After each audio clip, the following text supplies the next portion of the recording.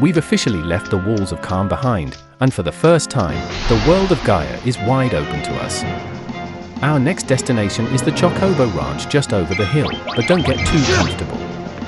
Even these early fields are crawling with random encounters that remind you the safety of Midgar is a long way off now.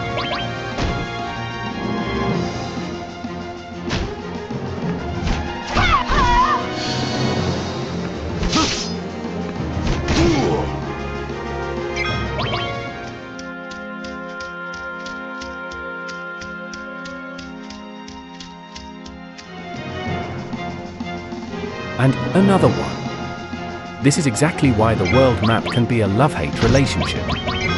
While these encounters are great for a bit of extra gil and XP, they really drive home why I want to get across that marsh as fast as possible. No distractions, no bird catching, just forward momentum.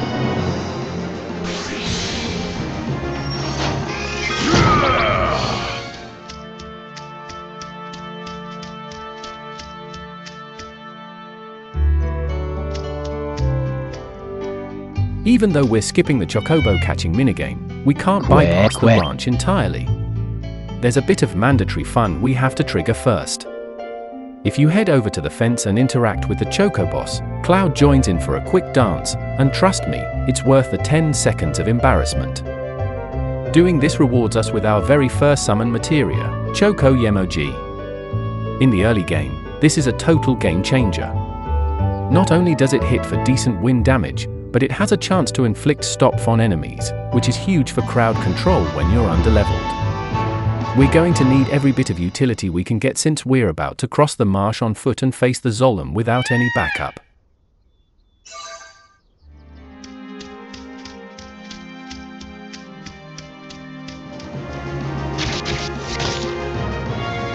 Gaia is really trying to save me from myself at this point. One more quick skirmish and then we're playing chicken with a giant snake.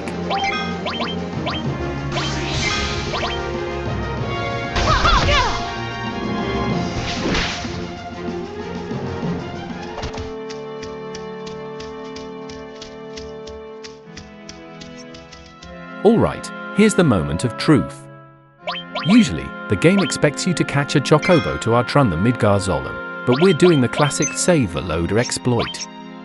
The trick is simple, you run into the marsh as far as you can until that shadow gets uncomfortably close, then you quickly jump into the menu and save your game.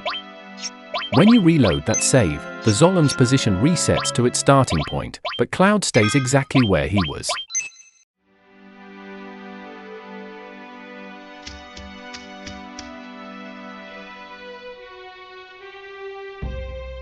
Did Sephiroth do this?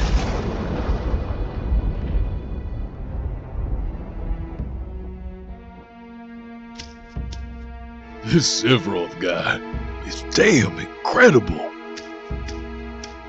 How awful.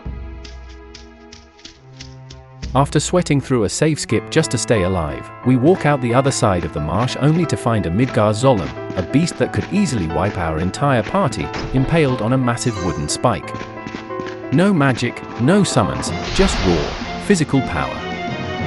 This is a masterclass in narrative foreshadowing. Up until now, Sephiroth has just been a name in a folder or a figure in a flashback. Seeing this tells the player everything they need to know. We aren't just chasing a man, we're chasing a force of nature. It really puts things into perspective when you're immediately jumped by a couple of low-level monsters in the entrance to the Mythril Mines. We're over here struggling with these small-time threats, while the man we're hunting is leaving a trail of absolute carnage behind him.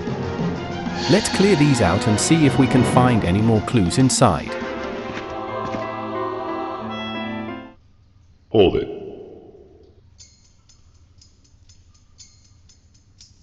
What's this? You know who I am? Well then, this won't take long. It's hard to explain what the Turks do exactly. Abducting people? To put it negatively, you could say that. But there's much more to it these days. Sir? I've noticed that you don't like speeches. Please, allow me. Thanks. I'm Elena, the newest member of the Turks. Thanks to what you did to Reno, we're short-handed. Although I guess that's why I was accepted into the Turks. In any case, our orders are to determine where Sephiroth is going and to make your life difficult every step of the way. Hang on, it's the other way around. You're the ones getting in our way! Elena, you've said more than enough. Mr. Sung? They don't need to know our business. Sorry, sir. I've already assigned you to another mission. Go. Report back as instructed. Yes, of course. Very well. Root and I will track Sephiroth. We're heading to Junon's harbor. Elena, do you have a hearing problem? Go! Fuck. I'm sorry. Now go. Don't let Sephiroth get away. Yes, sir. Reno sends his warm regards.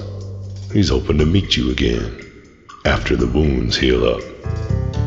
Now that you're best friends, he wants to share his new weapon with you all. Well, Aerith, isn't she with you? No, she's with the others. I see. Then say hello for me.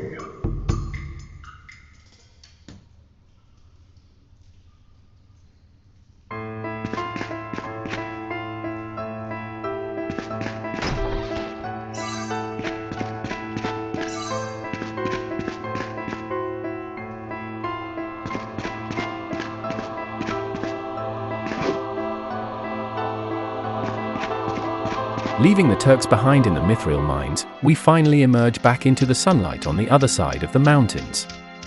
The air is definitely different here. The smell of the ocean is starting to replace the heavy industrial smog of Midgar. But the world map isn't letting us off that easy. Just as we get our first glimpse of the Junon area, we're pulled into one last skirmish. It's a good chance to test out any new material or levels we picked up in the caves. We need to be at our best, because the city ahead of us isn't just a military base, it's a fortress. Junon represents everything Shinra stands for: overwhelming scale, military might, and a complete disregard for the natural landscape. We're walking straight into the heart of the beast now. Let's finish this fight and see if we can find a way up that massive elevator.